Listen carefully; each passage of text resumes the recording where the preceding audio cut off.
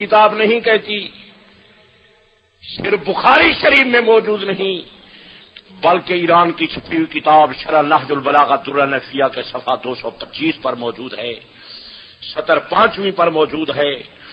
کان رسول اللہ صلی اللہ علیہ وسلم یصلی بالناس، نبی پاک صلی اللہ علیہ وآلہ وسلم کو نماز خود پڑھایا کرتے تھے۔ فلما اشتد فی المرض، حضور کو تکلیف زیادہ ہو گئی، امر ابا بکر یصلی بالناس، نبی پاک نے فرمایا صدیق میرا پیارا رفیق، میرے مصلی پر تو آ، لوگوں کو نماز تو پڑھا۔ اہل ایمان کو ہو کیا اس کی امامت میں کلام، خود امام دو جہاں جس کو بنا جائے امام، جناب محمد مصطفیٰ نے صدیق کو امام بنایا، اپنے مصلی کے لیے منتخب فرمایا۔ حضرت علی صدیق کے پیچھے نماز پڑھنے کے لیے آیا۔ احتجاج کی برسی، شیعہ کی مشہور کتاب مطبوع نجف اشرف صفحہ 60 دوسری پر لکھا ہوا موجود ہے، حضرت علی کے متعلق لکھا ہوا موجود ہے۔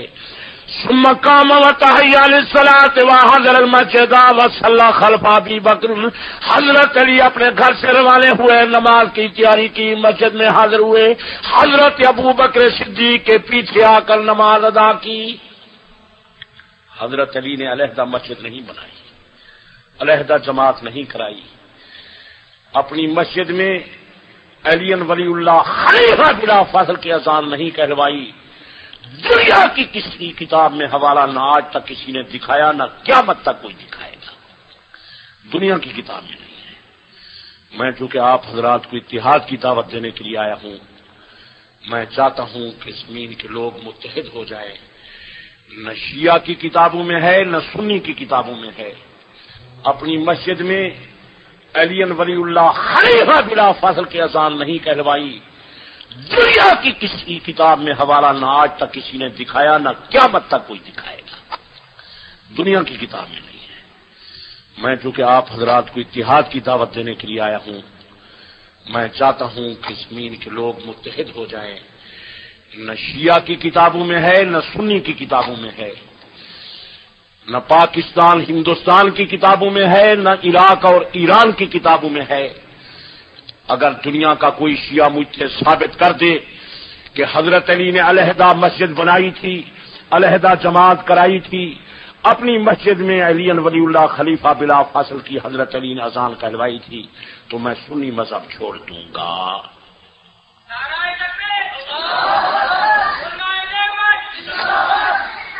دنیا کا کوئی مجتہد نہیں دکھا سکتا۔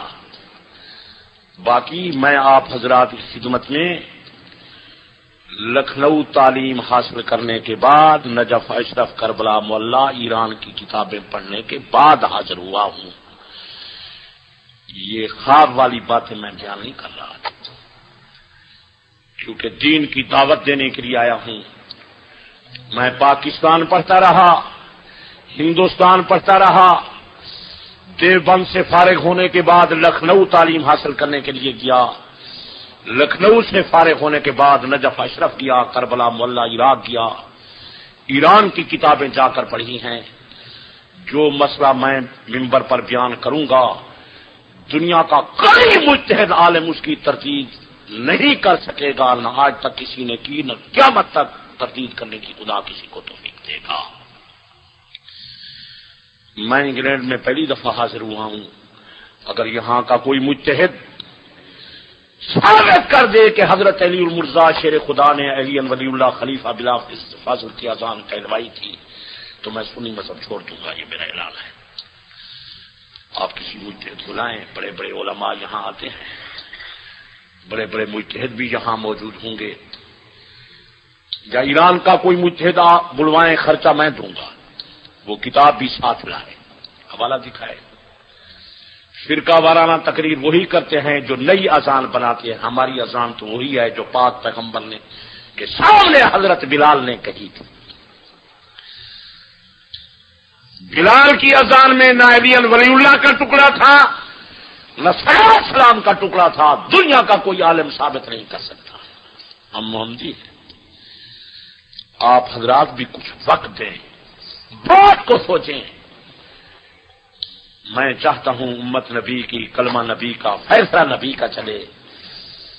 صدیق نے ہم کو مربع نہیں دیا، صدیق نے 40,000 درہم پاک پیغمبر کو دیے تھے۔ نبی کی رفاقت کے لیے سب کچھ قربان کیا۔ میں حضرت علی کا غلام ہوں، علی کے غلاموں کا غلام ہوں۔ حضرت علی میرے رہنما، حضرت علی میرے مقتدا، حضرت علی میرے پیشوا۔ حضرت علی نے نبی سے روٹی لی، نبی سے کپڑا لیا، نبی سے مکان لیا، نبی سے سیدہ فاطمہ کا رشتہ لیا۔ صدیق وہ ہے جنہوں نے یہ سب کچھ نبی کو دیا۔ علی نبی سے لیتے رہے، صدیق نبی کو دیتے رہے۔ تو دنیا کا کوئی آدمی انکار نہیں کر سکے گا۔ علی پر نبی کا احسان ہے کہ سیدۃ النساء فاطمہ الزہرا کا رشتہ دیا۔ نبی پر صدیق کا احسان ہے کہ مخدومہ کائنات طیبہ طاہرہ 7 برس کی تھیں، حضور سے نکاح کر دیا، 9 برس کی ہوئی، حضور سے شادی کر دی۔ پاک پیغمبر حق مہر دینے کا ارادہ کر رہے ہیں۔ ابو بکر صدیق رو کے عرض کرتے ہیں، یا رسول اللہ، میں اور میرا مال آپ پر قربان، حق مہر میں خود ادا کروں گا۔ ہجرت والی رات 40,000 درہم بارگاہ نبوت میں پیش کیے۔ سواری کے لیے 2 اونٹنیاں دیں، جہاں اونٹنیاں موجود نہیں تھیں پاک پیغمبر کو اپنے کندھے پر بٹھا کر غار پہنچایا۔ اللہ کی قسم ہے صرف پہنچایا نہیں، اس دن سے پہنچانے کے لیے گیا، آج تک واپس نہیں آیا۔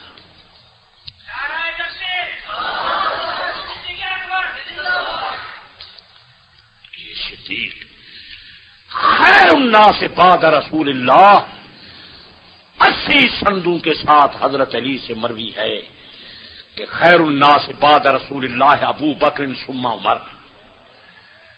میرے پیارے عزیزوں، صدیق کے ہاتھ پر ان لوگوں نے بیعت کی تھی جن لوگوں نے پاک محمد کے ہاتھ پر بیعت کی تھی۔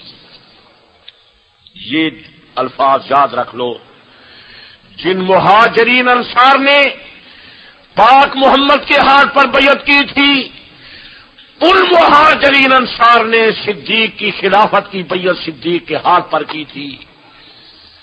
جن ہاتھوں نے اللہ کے قرآن کو لکھا ہے وہ مہاجرین انصار کے ہاتھ صدیق کے ہاتھ پر آئے۔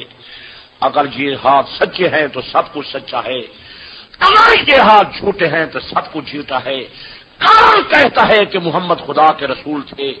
کون کہتا ہے کہ قرآن خدا کی کتاب ہے؟ قرآن کی قرآنیت کے عینی گواہ صحابہ، نبی کی نبوت کے عینی گواہ صحابہ، علی کے نکاح کے گواہ صحابہ۔ صحابہ سچے، سب کچھ سچا، صحابہ جھوٹے، مسلمان کا دین سارا جھوٹا۔ کسی عالم کو لاؤ جو ثابت کر کے دکھائے کون کہتا ہے کہ محمد خدا کے رسول تھے؟ کون کہتا ہے کہ قرآن خدا کی کتاب ہے؟ یہ قرآن اللہ کی لا ریب کتاب جو زمین کے خطوں پر موجود ہے، عرب عجم میں موجود ہے، یہ خدا نے لکھ کر نہیں دی، مصطفیٰ نے اپنے ہاتھ سے لکھ کر نہیں دی، یہ کتاب ہے صحابہ کی لکھی ہوئی۔ ہم نے نبی پاک کو نماز پڑھتے نہیں دیکھا، قرآن پڑھتے نہیں دیکھا، حج کرتے نہیں دیکھا، طواف کرتے نہیں دیکھا، جہاد کرتے نہیں دیکھا۔ پاک پیغمبر کو نبوت کا دعویٰ کرتے صحابہ نے دیکھا، حج کرتے صحابہ نے دیکھا، طواف کرتے صحابہ نے دیکھا، جہاد کرتے صحابہ نے دیکھا، قرآن پڑھتے صحابہ نے دیکھا۔ یہ ہے نبوت کے واقعے کے گواہ، یہ ہے نبوت کے موقع کے گواہ، یہ ہے نبوت کے عینی گواہ، یہ ہے علی کے نکاح کے گواہ۔ کون کہتا ہے کہ علی المرتضیٰ کا نکاح سیدۃ النساء فاطمہ الزہرا سے ہوا تھا؟ موقع کے گواہ کوئی پیش کرے۔ کشف الغمہ مطبوعہ ایران صفحہ 104 صدر 5ویں پر موجود ہے۔ شیعہ لکھ رہے ہیں کہ حضور نے فرمایا اللہ جلدی جا۔ یا رسول اللہ میں کہاں جاؤں؟ جناب رحمت اللہ عالمین نے فرمایا جلدی جلدی جا، عدلی ابا بکر عمر و عثمان، ابو بکر عمر کو بلاؤ، عثمان علی کو بلاؤ، طلحہ زبیر کو بلاؤ، چندن سائیوں کو بلاؤ، بارگاہ نبوت میں حاضر ہوئے، عرض کرتے ہیں یا رسول اللہ خیر تو ہے، ہم کو جلدی جلدی بلوایا۔ جناب رسالت امام صلی اللہ علیہ وآلہ وسلم نے فرمایا صدیق میرا پیارا رفیق، امرنی ربی ان فاطمہ من نلیل، مجھے اللہ کا حکم آیا میں فاطمہ الزہرا کا نکاح المرتضی سے کروں، میں نے تم کو جلدی جلدی بلوایا۔ انی اشہدکم لی قد زوجت فاطمہ من نلیل، میں تم کو گواہ بناتا ہوں میری فاطمہ الزہرا اور علی المرتضی کے نکاح کے گواہ تم بنو۔ یہ صحابہ نبی کی نبوت کے گواہ، یہ صدیق فاروق غنی علی کے نکاح کے گواہ۔ اگر یہ عینی گواہ سچے سب کچھ سچا، عینی گواہ جھوٹے سب کچھ جھوٹا۔ میرے عزیزو، شاید یہ الفاظ آپ حضرات نے نہ سنے ہوں، تو جن لوگوں نے صحابہ کو چھوڑا وہ قرآن تک کو چھوڑ گئے۔ یہ دشمنان صحابہ کی کتاب آپ حضرات کے سامنے لایا ہوں، اور کتابیں تو میں نہیں لا سکا، فون تو پاکستان کیا تھا کہ میری کتابیں بھیج دو، خدا جانے انہوں نے بھیجی ہیں یا نہیں بھیجی، میری موجودگی تک یہاں پہنچیں گی یا نہیں پہنچیں گی۔ یہ کتاب میں مشائخ عرب کو دکھانے کے لیے ساتھ لایا تھا، یہ خمینی کی جماعت نے لکھی ہے۔ یہ کتاب نجف اشرا میں لکھی گئی اور ایران میں چھپی ہے۔ اس کے پہلے صفحے پر صاحب کتاب نے لکھ دیا ہے کہ سمیتہ فصل الخطاب، اس کتاب کا نام میں رکھ رہا ہوں فصل الخطاب فی تحریف کتاب رب الارباب۔ اس میں ثابت کروں گا کہ قرآن میں تحریف، تبدل، تغیر، کمی بیشی ہو گئی ہے، یہ موجودہ قرآن اصلی قرآن نہیں ہے۔ باقی آپ حضرات کے علماء یہاں ہوں گے، بڑے بڑے مشائخ اور بزرگان دین ہیں، یہاں بھی علماء کرام تشریف لائے ہیں۔ اگر تسلی نہ ہو، اعتماد مجھ پر نہ ہو، تو اپنے علماء سے یہ کتاب خود پڑھوا لو۔ اس کتاب کے صفحہ 32 صفحہ 30 پر لکھ رہے ہیں کہ ان ھذا القرآن الذی انزل علیہ الذی انزل اللہ علی محمد صلی اللہ علیہ وسلم، جو قرآن ہمارے پاس موجود ہے یہ وہ قرآن نہیں جو خدا نے جناب محمد الرسول اللہ پر نازل کیا تھا، بل غیرا و بدلا و زیدہ فیہ فلو کے سال ہو، بلکہ اس میں تبدل تغیر کر دیا گیا ہے، کمی بیشی کر دی گئی ہے۔ یہ ہے مثلا الفاظ، ہم تو مظلوم ہیں۔ ممکن ہے کوئی دوست کہے یہ کیسا مولوی تھا، اس نے یہ بات لوگوں کو کیوں بتا دی ہے کہ قرآن کے خلاف کتاب لکھی گئی ہے؟ یہ تو بتانے والی بات تو نہیں تھی۔ بعض آدمی ہیں جو دنیا کی طرف زیادہ متوجہ ہیں، وہ کہتے ہیں کہ یہ مظلوم مولوی جو آیا تھا اس نے مسلمانوں کو یہ بات کیوں بتا دی ہے کہ قرآن پر لوگوں نے حملہ کر دیا ہے۔ یہ ایران میں کتاب چھپی، شیعہ اس کتاب کے لکھنے والے ہیں، چھاپنے والے ہیں۔ یہ شیعہ مذہب کا یہ عقیدہ ہے کہ ان القرآن الذی جاء به جبریل علیہ السلام الی محمد صلی اللہ علیہ وسلم 17 الواجہ، جو قرآن جبریل نبی کے پاس لائے تھے اس کی 17,000 آیتیں تھی، موجودہ قرآن کی 6,666 آیات ہے۔ شیعہ کا عقیدہ ہے کہ 2/3 قرآن گم ہو گیا ہے۔ یہ موجودہ قرآن پورا قرآن نہیں، اصلی قرآن نہیں، صحابہ کو چھوڑا، قرآن کو چھوڑنا پڑا۔ اور اس کتاب کے اندر دلائل انہوں نے لکھے ہیں۔ یہ 400 صفحے کی کتاب ہے جو آپ حضرات کے سامنے ہے، اول سے لے کر آخر تک اس نے اس کتاب میں یہ دلائل لکھے ہیں کہ یہ موجودہ قرآن اصلی قرآن، پورا قرآن، سچا قرآن نہیں ہو سکتا۔ اصل قرآن علی کا تھا۔ اس کتاب کے صفحہ 121 پر لکھتے ہیں قال لامیر المومنین علیہ السلام قرآن مخصوص جمعہ بنفسی بعد وفات رسول اللہ. حضرت علی علیہ السلام نے نبی کی وفات کے بعد قرآن جمع کیا تھا. وعرضہ علی القوم، قوم پر حضرت علی نے اس قرآن کو پیش کیا تھا. فاعرضوا عنہ، لوگوں نے وہ قرآن نہ لیا، اس قرآن سے اعراض کیا. فحجبہ عن اعینہم، حضرت علی نے وہ قرآن چھپا لیا. وکان عند ولدی علیہ السلام یتوارثہ امام عن امام قصائر خصائص الامامہ وخزائن النبوہ، وہ قرآن اماموں کے پاس رہا امامت کی اور چیزوں کی طرح. وہ ہوا عند الحجہ، وہ علی والا اصلی قرآن، پورا قرآن اب امام مہدی کے پاس ہے. یظہروا للہ سے بعد ظہورہ، جب امام مہدی ظاہر ہوں گے اس قرآن کو ظاہر کریں گے. ویامرہم بقراءتہ، اس قرآن کے پڑھنے کا حکم دیں گے. وہو مخالف لہذا القرآن موجود، وہ قرآن موجودہ قرآن کے مخالف ہے. یہ ہے فرقہ وارانہ مذہب، یہ ہے فرقہ وارانہ کتاب، یہ ہے دل آزاری کا پروگرام.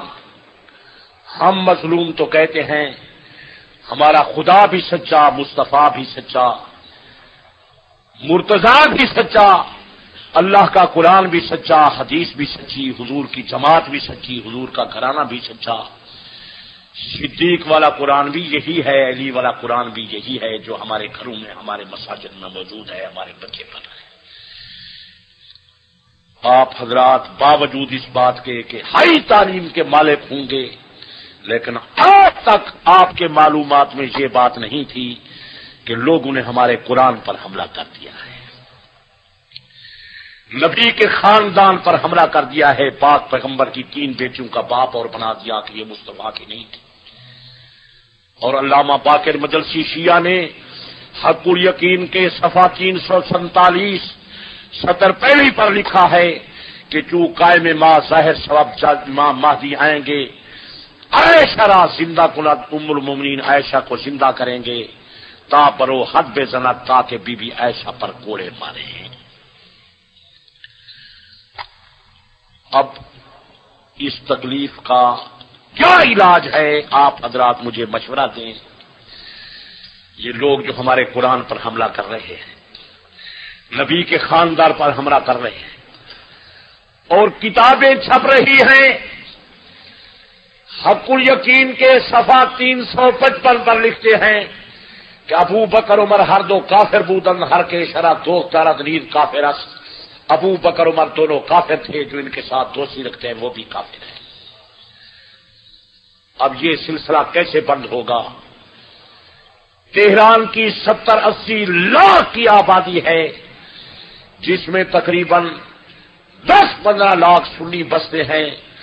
آج تک اہل سنت کو وہاں ایک مسجد بنانے کی اجازت نہیں مل سکی، ایک مسجد. بیچارے سنی مظلوم اہل سنت پاکستان کے سفارت خانے میں عید نماز اور جمعہ نماز جا کر پڑھتے تھے.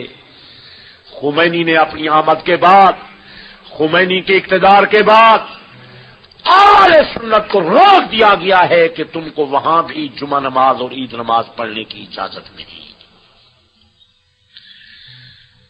یہ ہم فرقہ وارانہ بات کر رہے ہیں، ہم تو مظلوم ہیں، ہمارے اوپر ظلم ہو رہا ہے، ہمارے قرآن پر حملہ.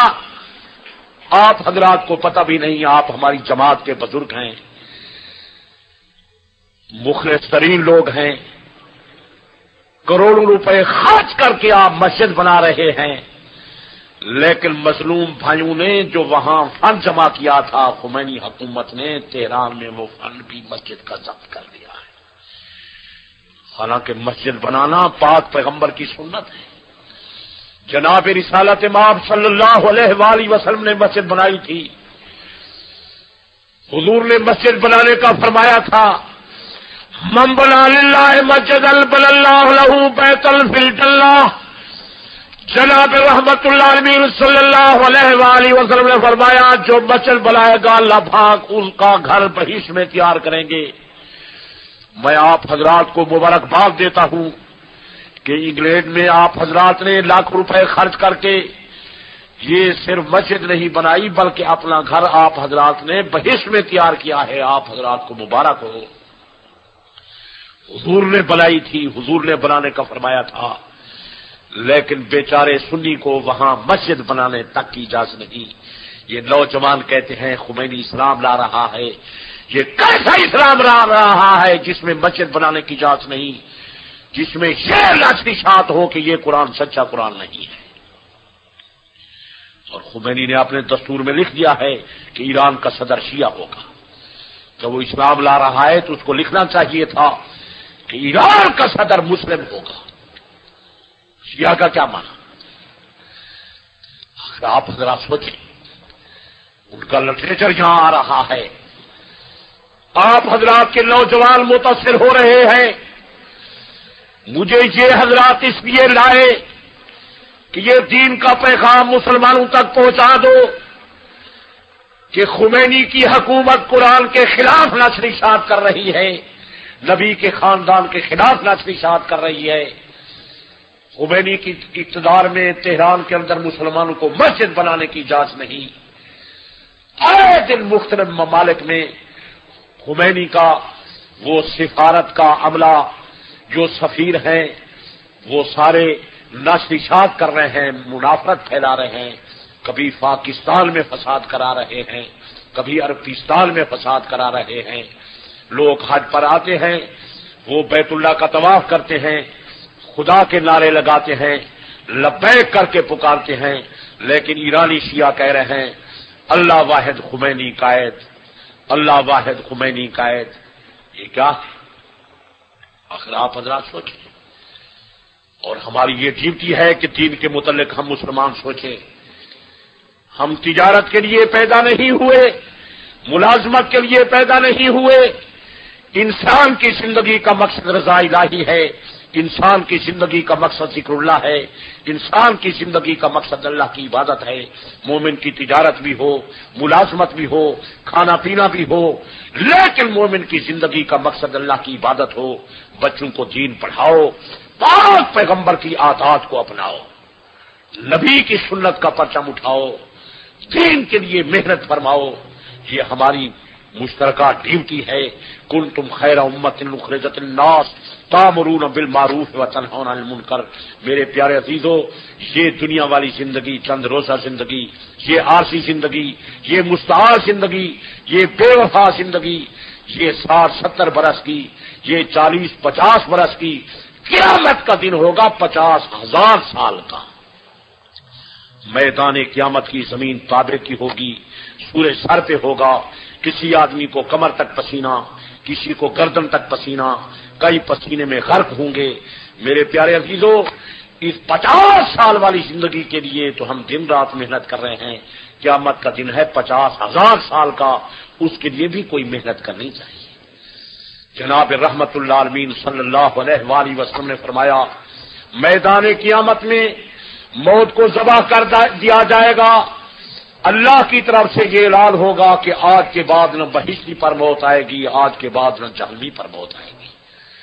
یہ 50,000 سال کا دن ہے صرف قیامت والا. بہشت اور جہنم کی زندگی آگے آئے گی جس کا خاتمہ نہیں ہوگا. تو ہم کو چاہیے کہ ہم اس زندگی میں اس بڑی زندگی کے لیے محنت کریں، کوشش کریں. انبیاء علیہ السلام نے دن رات محنت کی، صحابۃ الرسول نے دین کے لیے محنت کی. ہم کو بھی چاہیے کہ ہم تجارت اور ملازمت سے فارغ ہونے کے بعد اللہ کے دین کا پرچم اٹھائیں، ہر آن و لمحہ دین کی کوشش کریں. دنیاوی کاروبار میں رہیں، خیال کریں، دھیان رکھیں اذان تو نہیں ہو گئی. اللہ پاک نے قرآن مقدس میں فرمایا وما خلقت الجن والانس الا لیعبدون، میں نے انسانوں اور جنوں کو نہیں پیدا کیا مگر اپنی عبادت کے لیے. یہ قرآن ہے. یا ایھا الذین آمنوا اذکروا اللہ ذکرا کثیرا، اے ایمان والو مجھے زیادہ یاد رکھو، زیادہ یاد کرو، فاذکروا اللہ قیاما وقعودا وعلی جنوبکم، چلتے پھرتے اٹھتے بیٹھتے لیٹے ہوئے مجھے یاد کرو، واذکروا اللہ کثیرا لعلکم تفلحون، مجھے زیادہ یاد کرو تم کامیاب رہو گے۔ ہماری کامیابی ذکر اللہ سے ہے۔ اللہ پاک نے قرآن مجید میں فرمایا میرے بندے وہ ہیں، عباد الرحمان وہ ہیں، میرے محبوب وہ ہیں، والذین یبیتون لربہم سجدا وقیاما، جن کی رات سجدے اور قیام میں گزرتی ہے، ساری رات ذکر اللہ کرتے ہیں، رکوع اور سجدے میں گزارتے ہیں، قرآن کی تلاوت کرتے ہیں، میرے پیارے بندے ہیں۔ یہ قرآن کا لفظی ترجمہ ہے۔ ہماری زندگی کا مقصد دین کی محنت ہے۔ ہم اللہ کے دین کا پرچم اٹھائیں، مساجد کو آباد کریں، دین کی فکر کریں، دین کی تبلیغ ترویج ہونی چاہیے۔ یہ کفار کے رسم و رواج ہم کو نہیں اپنانے چاہیے۔ بود باش میں، نشست و برخاست میں، عادات و عبادات میں، معاملات میں پاک پیغمبر کی پیروی کرنی چاہیے۔ یہ میں دیکھتا ہوں یہاں عورتیں ان کے سر ننگے ہیں، پیر ننگے ہیں، یہ ناخن پالش ہے۔ یہ کیا ہے؟ یہ ناخن پالش لگانا تو حرام ہے۔ نماز نہیں ہوتی، پاکی نہیں ہوتی، ناخن پالش لگانے سے بندہ قرآن کو ہاتھ نہیں لگا سکتا۔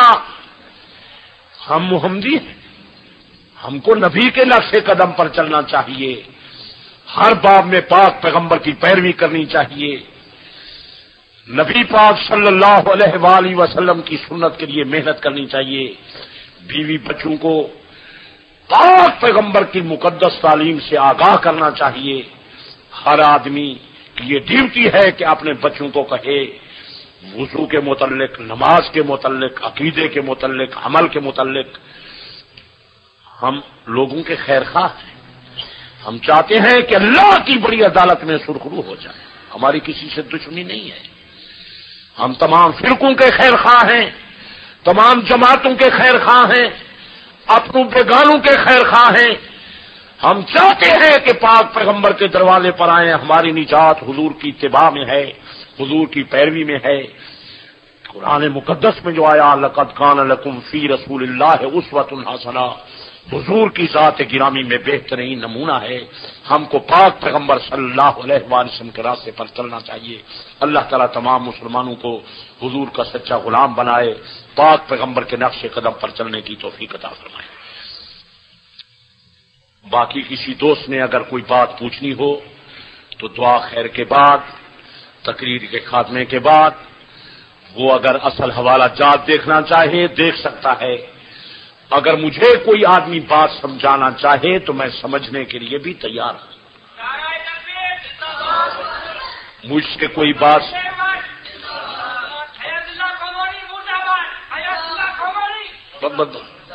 کسی کو مرد آباد کہنے کی ہم کو ضرورت نہیں۔ اللہ تمام لوگوں کو زندہ کرے، جہنم سے بچائے، اللہ پاک پیغمبر کا سچا غلام بنائے۔ ہمارا تو خیر خواہی کا پروگرام ہے۔ بہرحال جو باتیں میں نے آپ حضرات کو بتائی ہیں، یہ آگے اس کی آپ تبلیغ کریں، اپنے بچوں تک یہ پیغام پہنچائیں کہ کیا ہو رہا ہے۔ یہ اللہ کی بڑی عدالت میں آپ گواہی دیں گے کہ میں نے یہ باتیں آپ حضرات تک پہنچائی ہیں۔ آپ شہادت دیں گے؟ زور سے کہو۔ اپنے بچوں تک بھی یہ پیغام پہنچاؤ گے؟ اب محمد رسول اللہ والذین معه اشداء علی الكفار رحماء بینہم تراهم ركعا سجدا يبتغون فضلا من الله ورضوانا سيماهم في وجوههم من أثر السجود ذلك مثلهم في التوراة ومثلهم في الإنجيل صدق الله العظيم۔ نبی نے بوئی کھیتی اور دیا صدیق نے پانی، نبی نے بوئی کھیتی اور دیا صدیق نے پانی، عمر نے پال کر اس کو بنایا زرع لاسانی۔ نبی نے بوئی کھیتی اور دیا صدیق نے پانی، عمر نے پال کر اس کو بنایا زرِ لاسانی۔ ہوئی جب یوجب الذرا کی پیدا صفت اس میں، تو لائی غیظ میں کفار کو اس کی فراوانی۔ دو چشمے منفدہ بر چار گوہر، دو چشمے منفدہ بر چار گوہر، ابو بکر و عمر عثمان و حیدر، خدا کے دوست یاران پیغمبر، ابو بکر و عمر عثمان و حیدر، چراغ و مسجد و محراب و منبر، ابو بکر و عمر عثمان و حیدر۔ واجب الاحترام مہمان گرامی قدر حضرت علامہ لا الہ الا اللہ، لا الہ الا اللہ، توحید-سنت.com لا الہ الا اس ویب سائٹ پر ملاحظہ فرمائیے ممتاز علماء کرام کی تقاریر، درس قرآن و حدیث، اسلامی کتب کا وسیع ذخیرہ، فرقے باطلہ سے مناظرے اور بہت کچھ۔ الا اللہ، لا الہ الا اللہ۔ علامہ تونسوی جو ہے وہ امام اہل سنت مولانا عبدالشکور لکھنوی رحمۃ اللہ علیہ کے شاگردوں میں، اور حضرت شیخ الاسلام مولانا حسین المدنی رحمۃ اللہ علیہ جنہوں نے 16 سال تک روضہ نبوی کے سائے میں بیٹھ کر مدینہ شریف میں حدیث کا درس دیا، ان کے شاگردوں میں اور ان کے مریدین میں سے ہیں، اور پاکستان میں ایک متعارف اور جانی پہچانی شخصیت ہے۔ اب منہ پہ ان کے تعریف کیا کی جائے، یہ اپنی ذات میں خود ہی اپنی ایسی جلالت شان رکھتے ہیں کہ انشاءاللہ آپ کے سامنے آئیں گے تو آپ کو تعارف ہوگا۔ اللہ تعالیٰ مجھے اور آپ کو ان علماء کی باتیں نہایت ہی غور و فکر، دھیان اور توجہ سے سننے کی توفیق عطا فرمائے۔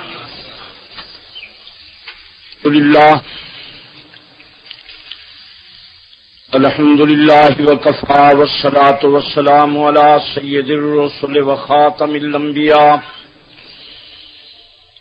صلی اللہ علیہ وعلی آلہ واصحابہ وبارک وسلم صلاة تكون للنجاة وسيلة ولعلو الدرجات كفيلا۔ اللهم صل على محمد وعلى آل محمد وعلى آل محمد وبارك وسلم۔ اما بعد فاعوذ باللہ السمیع العلیم من الشیطان الرجیم، بسم اللہ الرحمن الرحیم۔ لقد کان لکم فی رسول اللہ اسوۃ حسنہ۔ محمد از تمی خواہم خدا را، خدایا از تو عشق مصطفیٰ را، ایمان ما اطاعت خلفاء راشدین، اسلام ما محبت آل محمد است۔ شرفاء ملت، بزرگوں، دوستوں اور عزیزوں، اللہ تبارک و تعالی وحدہ لا شریک لہ اس عاجز کو حق بیان کرنے کی توفیق عطا کرے۔ آپ حضرات کو کلمات حقہ سمجھنے کی توفیق عطا فرمائے۔ یہ خالص دینی، مذہبی، تبلیغی، اصلاحی، تعلیمی پروگرام ہے جس کی غرض و غایت رضا الہی ہے۔ میں کسی جماعت اور پارٹی کی دل دکھانے کے لیے نہیں آیا، کسی گروہ، فرقے اور جماعت پر فتویٰ لگانے کے لیے نہیں آیا۔ میری جماعت تنظیم اہل سنت کی غرض و غایت یہ ہے کہ ہر گھر میں پاک پیغمبر کا فیصلہ، فرمان، شریعت اور سنت آئے۔ جناب رسالت مآب صلی اللہ علیہ وآلہ وسلم کا پیغام پہنچانے کے لیے حاضر ہوا ہوں۔ میرے عزیزوں، تفرقہ مستقل اللہ کا عذاب ہے۔ رب العزت نے قرآن مقدس میں فرمایا، جس قوم پر میں ناراض ہوتا ہوں یا آسمان سے پتھر برساتا ہوں، یا زمین میں دھنس دیتا ہوں. تیسرا عذاب فرمایا او یلبسکم شیعا، گروہ گروہ فرقے جماعتیں بن جاتی ہیں. میرے دوستو، میں آپ حضرات کو اتحاد اور اتفاق کی دعوت دینے کے لیے حاضر ہوا کہ بھائی بھائی بن کر پاک پیغمبر کے دروازے پر آؤ، رحمت اللہ عالمین صلی اللہ علیہ وآلہ وسلم کے ہر فیصلے پر گردن جھکاؤ. ہماری کامیابی، ہماری نجات، ہماری سرخروئی پاک پیغمبر صلی اللہ علیہ وآلہ وسلم کی پیروی میں ہے. میں چاہتا یہ ہوں کہ ہر محمدی پاک پیغمبر کی سنت کا پرچم اٹھائے، جناب رسالت مآب صلی اللہ علیہ وآلہ وسلم کی مقدس تعلیم کو اپنائے، ہر گھر میں جناب رسالت مآب صلی اللہ علیہ وآلہ وسلم کا فیصلہ فرمان ارشاد آئے. رب العزت نے قرآن مقدس میں فرمایا وَاعْتَصِمُوا بِحَبْلِ اللَّهِ جَمِيعًا وَلَا تَفَرَّقُوا، اللہ کے دین اسلام والی رسی کو تھام لو، تفرقہ نہ کرو. وہ قومیں تباہ و برباد ہو جاتی ہیں جو انتشار کا شکار ہوتی ہیں. میں تمام لوگوں کو ہمیشہ اتحاد و اتفاق کی دعوت دیتا ہوں. باقی ہمارے اس دور میں چونکہ دینی تعلیم کی کمی ہے، بعض لوگ سمجھتے ہیں کہ یہ فرقہ وارانہ تقریر ہو رہی ہے. میرے پیارے عزیزوں، فرقہ وارانہ تقریر وہ ہے جو پاک پیغمبر صلی اللہ علیہ وآلہ وسلم کے فرمودات، نبی اکرم صلی اللہ علیہ وآلہ وسلم کی مقدس تعلیمات کے خلاف. یہ اللہ کی توحید کو بیان کرنا، پاک پیغمبر صلی اللہ علیہ وآلہ وسلم کی رسالت اور ختم نبوت کو بیان کرنا، خلفائے راشدین کی خلافت کو بیان کرنا، یہ فرقہ وارانہ تقریر نہیں ہے.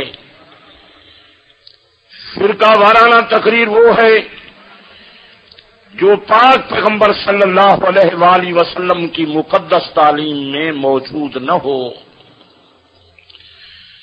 توحید کا مسئلہ اسلام کا بنیادی مسئلہ ہے، پہلا مسئلہ ہے. جناب رسالت مآب صلی اللہ علیہ وآلہ وسلم نے توحید کی خاطر تکالیف، مصائب و آلام برداشت کیے. حضور صلی اللہ علیہ وآلہ وسلم نے بھی اپنی امت کو تاکید فرمائی. میرے کلمے پڑھنے والوں، ہر قسم کی تکلیف برداشت کرنا، لا تشرک باللہ، خدا کے ساتھ کسی کو نہ ملانا، وَإِن قُتِلْتَ وَحُرِّقْتَ، ٹکڑے ٹکڑے ہو جانا، آگ میں جل جانا، اللہ کی توحید کو نہ چھوڑنا، یہ ایسا گناہ ہے جس کی معافی نہیں ہوگی. ان اللہ لا یغفر ان یشرک بہ ویغفر ما دون ذلک لمن یشاء، اللہ شرک کو معاف نہیں کریں گے.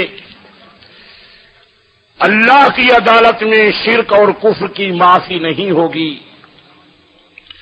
رب العزت نے قرآن مقدس میں فرمایا انہ من یشرک باللہ فقد حرم اللہ علیہ الجنہ، جس نے شرک کیا اللہ نے مشرک پر جنت کو حرام کر دیا.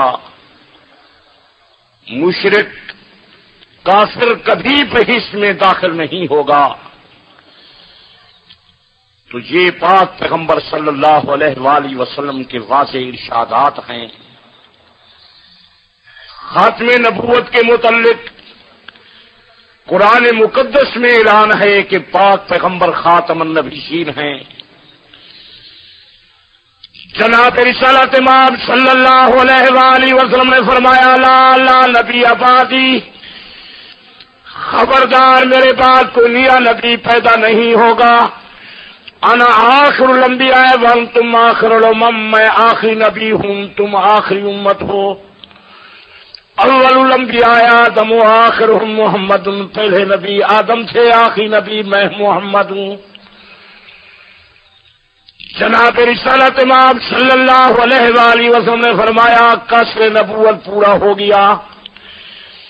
میرے پیارے عزیزو، جب سورج کا طلوع ہو جاتا ہے تو چراغ کوئی نہیں جلاتا.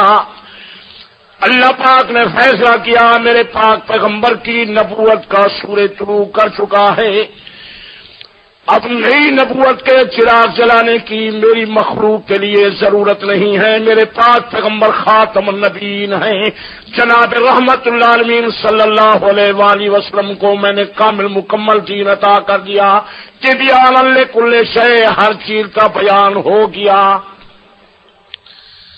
الیوم اکملت لکم دینکم واتممت علیکم نعمتی، اللہ کا دین پورا ہو گیا، دین والی نعمت پوری ہو گئی. اب ہماری ڈیوٹی یہ نہیں کہ ہم دین کا مسئلہ بنائیں، ہماری ڈیوٹی یہ ہے کہ پاک پیغمبر صلی اللہ علیہ وآلہ وسلم کے نقش قدم پر جائیں. لقد کان لکم فی رسول اللہ اسوۃ حسنہ، حضور کی ذات گرامی میں بہترین نمونہ موجود. حضور کارخانہ کائنات کے لیے نمونہ بن کے آئے، سرچشمہ ہدایت بن کے آئے. قل ان کنتم تحبون اللہ فاتبعونی، میرے پاک پیغمبر اپنی امت کو فرما دیجیے اگر خدا سے محبت ہے تو میری پیروی کرو، پاک پیغمبر کے نقش قدم پر آؤ، حضور کی اتباع کرو. ہم غیروں کے دروازے پر نہ جائیں، ٹھوکریں نہ کھائیں، پاک پیغمبر کے دروازے پر آئیں، اپنی بیماری کا علاج معالجہ سرکار مدینہ سے کرائیں. دنیا کے مولویوں کے استاد مولوی، پیروں کے استاد پیر جناب محمد مصطفیٰ کے استاد خدا ہیں. مدنی کریم 14 طبق کے سردار، دونوں جہانوں کے سردار، انبیاء رسول کے سردار، نور بشر کے سردار، کارخانہ کائنات میں پاک پیغمبر جیسی ہستی نہ آج تک پیدا ہوئی نہ قیامت تک پیدا ہوگی. میرا دین ہے جان محمد الرسول اللہ، میرا دین ہے زبان محمد الرسول اللہ، میرا دین ہے فرمان محمد الرسول اللہ، میرا دین ہے بیان محمد الرسول اللہ. قل ان کنتم تحبون اللہ فاتبعونی، خدا سے محبت ہے تو میرے پیچھے آؤ. ہماری نجات، ہماری سرخروئی، ہماری کامیابی، ہماری فوز و فلاح پاک پیغمبر کی میرا دین ہے پاک پیغمبر صلی اللہ علیہ وآلہ وسلم کی غلامی. میں ہمیشہ لوگوں کو پاک پیغمبر کی سنت کی دعوت دیتا ہوں، اور میرا نہ کوئی واز ہے نہ کوئی لمبی چوڑی تقریر ہے. میں بازاری قصے، اخباری کہانیاں سنانے کے لیے حاضر نہیں ہوا. پاک پیغمبر کی شریعت اور سنت کا یہی پیغام پہنچانے کے لیے آیا ہوں، اور لوگوں کو ہر روز یہی دعوت دیتا ہوں کہ پاک پیغمبر کے دروازے پر آ جاؤ. جس طرح سیلاب کے علاقوں میں اعلان ہوتے ہیں لوگوں سیلاب آ رہا ہے، اپنی جان کو بچا جاؤ، سامان کو بچا جاؤ، میں ہر روز اعلان کرتا ہوں لوگوں بے دینی کا سیلاب آ رہا ہے، بے حیائی کا سیلاب آ رہا ہے، بے غیرتی کا سیلاب آ رہا ہے. اگر بچنا چاہتے ہو تو پاک پیغمبر کے دروازے پر آ جاؤ. حضور صلی اللہ علیہ وآلہ وسلم کی غلامی کے سوا ہماری کامیابی، نجات اور سرخروئی نہیں ہو سکتی. حضور صلی اللہ علیہ وآلہ وسلم نے فرمایا تھا میری امت 73 تولہ ہو جائے گی، سارے تولے جہنم میں جائیں گے، ایک تولہ بہشت میں جائے گا. ما انا علیہ واصحابی، جس راستے پر میں جا رہا ہوں میری جماعت جا رہی ہے، یہ راستہ بہشت کا راستہ. میری درخواست یہ ہے کہ آپ علماء کرام کی تقریریں بھی سنیں، مشائخ و بزرگان دین آپ حضرات کے پاس آتے رہتے ہیں. میں آپ حضرات کا خادم ہوں، میری درخواست یہ ہے کہ آپ پاک پیغمبر کا دامن تھام لیں. یہ فراق باطلہ جتنی کوشش کر رہے ہیں یہ سارے کے سارے ناکام ہو جائیں گے. یہ حضور صلی اللہ علیہ وآلہ وسلم کا واضح فیصلہ ہے کہ سارے گروہ تباہ ہو جائیں گے. ایک ٹولہ بہشت میں جائے گا.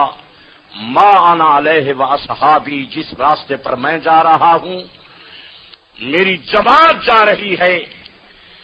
صحابی اس کو کہتے ہیں جو پاک پیغمبر کو دیکھ کر حضور کی تصدیق کرے. یہ علمی باتیں بھی مسلمانوں کو یاد رکھنی چاہیے.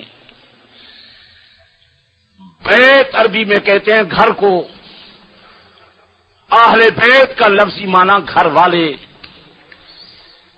مولوی کے اہل بیت مولوی کے گھر والے، پیر کے اہل بیت پیر کے گھر والے، امیر کے اہل بیت امیر کے گھر والے، وزیر کے اہل بیت وزیر کے گھر والے، صدر کے اہل بیت صدر کے گھر والے، گورنر کے اہل بیت گورنر کے گھر والے، نبی کے اہل بیت نبی کے گھر والے. یہ نبی کی جماعت کا نام نہیں، حضور کی جماعت کا نام ہے صحابہ. صحابی اس کو کہتے ہیں جو پاک پیغمبر کو دیکھ کر نبی کی تصدیق کرے، اپنا ہو یا بیگانہ ہو. سیدہ خدیجہ ام المومنین پاک پیغمبر صلی اللہ علیہ وآلہ وسلم کی زوجہ مطہرہ حضور کی صحابیہ تھی. سیدہ عائشہ پاک پیغمبر کی صحابیہ تھیں. حضور کی بیٹیاں پاک پیغمبر صلی اللہ علیہ وآلہ وسلم کی صاحبزادیاں سیدہ زینب، سیدہ رقیہ، سیدہ ام کلثوم، سیدہ فاطمہ، یہ پاک پیغمبر کی صحابیات تھیں. صدیق اکبر پاک پیغمبر کے صحابی تھے. فاروق اعظم، عثمان ذو النورین، علی حیدر کرار، یہ پاک پیغمبر کے صحابی تھے. حضرت حسن حضرت حسین پاک پیغمبر کے صغار صحابہ میں سے تھے. یہ وضاحت اس لیے میں نے کر دی تاکہ کسی کو شبہ نہ ہو کہ کیا اہل بیت کی پیروی میں ہماری نجات نہیں ہے. اگر ہم حضرت علی کے پیچھے جائیں تو ہم کامیاب نہیں ہوں گے. تو حضرت علی مہاجرین کی صف اول میں موجود ہیں. یہ پاک پیغمبر کے جلیل القدر صحابی ہیں. حضرت علی کی محبت ہمارا دین ہے، حضرت علی کی محبت ہمارا ایمان ہے. ہم سنی ہیں. جو صحابہ کو نہیں مانتے صدیق فاروق غنی کو، وہ خارجی ہیں. جو صحابی علی کو نہیں مانتے وہ بھی خارجی ہیں، رافضی ہیں، مختلف گروہوں میں بٹے ہوئے ہیں.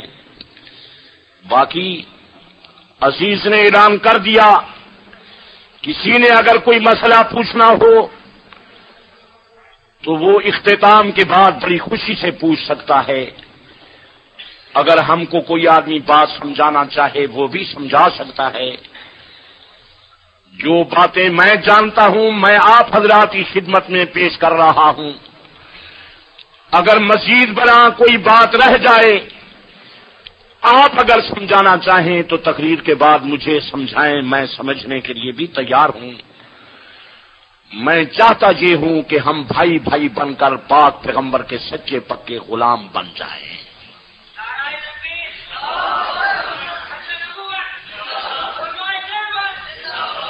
ملک میں فرقے بھی ہیں، جماعتیں بھی ہیں، گروہ بھی ہیں. ہر جماعت دعوے دار ہے کہ ہم اللہ کی بڑی عدالت میں کامیاب ہوں گے. میرا دعویٰ یہ ہے کہ کامیاب وہ انسان ہوگا جس کی سیرت و صورت پاک پیغمبر کی شریعت اور تعلیم کے مطابق ہوگی. اس لیے میں آپ حضرات کو جناب رحمت اللہ عالمین کی مقدس تعلیم کی دعوت دے رہا ہوں. میرا مشائخ دیوبند سے تعلق ہے. شیخ الاسلام حضرت مولانا سید حسین احمد صاحب مدنی رحمت اللہ علیہ میرے استاد تھے. دارالعلوم دیوبند نے انہوں نے مجھے بخاری شریف اور ترمذی شریف پڑھائی. اور وہ میرے پیر اور مرشد تھے۔ مشائخ دیوبند کا میں نے کلمہ نہیں پڑھا، حضرت مدنی کے ہاتھ پر اس لیے میں نے ہاتھ رکھا تھا کہ ان کی ساری زندگی پاک پیغمبر کی سنت کے مطابق تھی۔ بس ان کے مسائل پر پاک پیغمبر کی تصدیق اور مہر چکے ہے، اس لیے میرا تعلق مشائخ دیوبند سے ہے کہ ان کے مسئلے اللہ کے قرآن میں موجود ہیں، پاک پیغمبر کی حدیث اور فرمان میں موجود ہیں۔ جو لوگ مشائخ دیوبند سے نالاں ہیں وہ اپنے رسم و رواج کی خاطر ناراضگی کا اظہار کرتے ہیں۔ مشائخ دیوبند ہر نیکی کے قائل ہیں، ہر نیک کے قائل ہیں، انبیاء کے قائل ہیں، اولیاء کے قائل ہیں۔ علماء دیوبند انبیاء کے معجزات کے قائل ہیں، اولیاء کی کرامات کے قائل ہیں۔ علماء دیوبند تصوف کے قائل ہیں، روحانیت کے قائل ہیں، بیعت کے قائل ہیں، زندہ پیر کے قائل ہیں، قبروں کی زیارت کے قائل ہیں۔ صرف ایک لفظ ساتھ ملاتے ہیں کہ ہر کام پاک پیغمبر کی تعلیم، شریعت اور سنت کے مطابق ہو، بس یہ ایک لفظ ہے۔ اس لفظ سے لوگ ناراض ہو جاتے ہیں۔ میں آپ حضرات کا واقف نہیں ہوں، آپ میرے واقف نہیں ہیں۔ میری تقریر کے بعد شاید بعض حضرات ناراض ہوں، وہ صرف اسی ایک لفظ کی خاطر ناراض ہوں گے، اور کوئی میرا جملہ نہ ناراضگی کا ہوگا، نہ دل آزاری کا ہوگا، نہ دل دکھانے اور رنجانے کا کوئی پروگرام ہے۔ پروگرام ہے پاک پیغمبر کی شریعت اور سنت کا۔ باقی لوگ مجھے یہ کہیں کہ تم نبی کا دامن چھوڑ دو، یہ چیز تو نہیں ہو سکتی۔ یہ مسئلہ ضرور ہم بیان کریں گے۔ مشائخ نے مجھے یہی سبق پڑھایا ہے کہ پاک پیغمبر صلی اللہ علیہ وآلہ وسلم کا دامن نہیں چھوڑنا۔ ہر مسئلہ ہم اسی طرح بیان کریں گے جس طرح کتاب اور سنت میں ہے، جس طرح پاک پیغمبر اپنی جماعت کو پڑھا اور سکھاتے ہیں۔ میں اکثر یہی تقریر کرتا ہوں۔ اس وقت میرا تبلیغی دورہ 1 جنوری تک مسلسل بنا ہوا ہے اور بنا ہوا تھا۔ مکہ مکرمہ میں حاضر ہوا تو حضرت مولانا شیخ عبدالحفیظ صاحب دامت برکاتہم نے یہ اہتمام انتظام فرما کے مجھے حکم دیا، اور خطیب اسلام حضرت مولانا محمد ضیاء القاسمی صاحب بھی تشریف لے آئے ہیں۔ وہ سارا پروگرام ہم چھوڑ کر یہاں آپ حضرات کی خدمت میں حاضر ہوئے۔ تو میری مختصر گزارش یہی ہے کہ آپ حضرات تمام مسائل کے سلسلے میں یہ بات یاد رکھ جائیں، جتنے فرقے ہمارے خلاف ہیں وہ صرف اسی ایک لفظ کی خاطر خلاف ہیں۔ لوگ چاہتے ہیں ہمارے رسم و رواج چلیں، ہم چاہتے ہیں پاک پیغمبر کا فیصلہ فرمان شریعت اور سنت چلے۔ توحید کا مسئلہ ہم اسی طرح بیان کریں گے جس طرح پاک پیغمبر سکھا گئے۔ نعرہ وہی لگائیں گے جو حضور کی تقریر میں تھا، سلام اسی طرح پڑھتے ہیں جس طرح حضور پڑھا اور سکھا گئے۔ آج بھی اگر دنیا کا کوئی آدمی دنیا کی کسی کتاب سے ثابت کر دے کہ پاک پیغمبر کی مسجد میں حضور کے سامنے حضرت بلال اذان کے ساتھ سلام پڑھتے تھے تو میری سزا گولی ہے، میرا خون آپ حضرات پر معاف ہے، دنیا کی کتاب سے ایک حوالہ اگر مل جائے، کسی کتاب میں حوالہ نہیں، نہ قرآن میں، نہ حدیث میں، نہ فقہ میں۔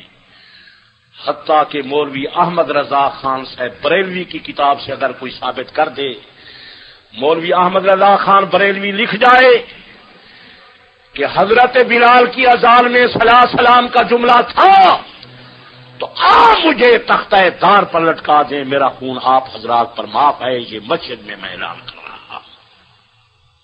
حوالہ کہیں نہیں، لوگ فارغ نہیں، دینی تعلیم کی کمی ہے، مذہب ہے خواہش و خیال والا، دل دماغ والا، ہر آدمی اپنی خواہش کی پیروی کر رہا ہے۔ اگر پاک پیغمبر کی مقدس تعلیم ہوتی تو انتشار نہ ہوتا، یہ فرقہ بندی نہ ہوتی۔ کتنی واضح بات ہے کہ ہم صلی اللہ علیہ وسلم کے قائل ہیں، نبی کی ذات پر صلی اللہ علیہ وسلم پڑھنا ہمارا دین ہے، صلی اللہ علیہ وسلم پڑھنا ہمارا ایمان ہے۔ جو پاک پیغمبر کے صلی اللہ علیہ وسلم کا منکر و کافر بے ایمان خارج الاسلام ہے، لیکن صلی اللہ علیہ وسلم اسی طرح پڑھیں گے جس طرح حضور پڑھا اور سکھا گئے ہیں۔ نماز میں پڑھتے ہیں ہم روزمرہ، آپ حضرات کے معلومات، السلام علیکہ ایھا النبی، بلکہ نبی کے بعد ولیوں پر بھی ہم سلام پڑھتے ہیں، وعلی عباد اللہ الصالحین، تمام اولیاء، مشائخ و بزرگان دین، صالحین پر بھی سلام ہو۔ پھر پڑھتے ہیں اللہم صلی علی محمد، نماز کے اندر ہم صلاۃ بھی پڑھ رہے ہیں، سلام بھی پڑھ رہے ہیں، لیکن اذان کے ساتھ نہیں پڑھتے۔ کیا وجہ؟ نماز میں اس لیے پڑھتے ہیں کہ پاک پیغمبر پڑھا گئے، اذان کے ساتھ اس لیے نہیں پڑھتے کہ حضور نہیں سکھا گئے۔ بلال کی اذان میں یہ جملہ نہیں تھا، اور صحیح حدیث ہے، حضور نے فرمایا ما انا علیہ واصحابی، میرے راستے پر چلو، صحابہ کے راستے پر چلو۔ صحابہ نے جو کام نہیں کیا، جناب رسالت امام صلی اللہ علیہ وآلہ وسلم نے فرمایا علیکم بسنتی و سنت الخلفاء الراشدین، میرے راستے پر چلنا، میرے خلفاء راشدین کے راستے پر چلنا۔ نبی پاک صلی اللہ علیہ وآلہ وسلم نے فرمایا فاقتدوا بالذین من بعدی ابی بکر و عمر، میرے بعد ابو بکر عمر کی پیروی کرنا۔ نبی کا فرمان، نبی کا فرمان۔ ہمارے دور میں لوگ ابو بکر صدیق کے متعلق سوچ رہے ہیں کہ یہ کیسے تھے۔ حضور نے تو منبر پر فرمایا تھا، لوگوں مال احد انتلاجت الا وقد کافینا، مجھ پر کسی کا احسان نہیں، ہر ایک کے احسان کا بدلہ دے چکا ہوں۔ ما خلا ابا بکر، ابو بکر باقی رہ گئے، فإن له انتلاجت الصدیق کا مجھ پر احسان ہے، یکافئ اللہ بہا یوم القیامہ، ان کے احسان کا بدلہ میدان قیامت کے اندر ان کو خدا عطا کریں گے۔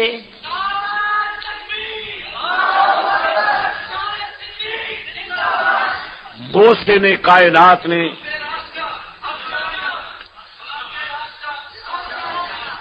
چودہ طبق کے سردار، دونوں جہانوں کے سردار، نور و بشر کے سردار، اولین آخرین کے سردار، محبوب رب العالمین نے منبر پر اعلان فرمایا، بخاری شریف میں موجود ہے کہ مجھ پر کسی کا احسان نہیں، میں ہر ایک کے احسان کا بدلہ دے چکا ہوں، صرف صدیق باقی ہیں، ان کے احسان کا بدلہ میدان قیامت میں ان کو خدا عطا کریں گے۔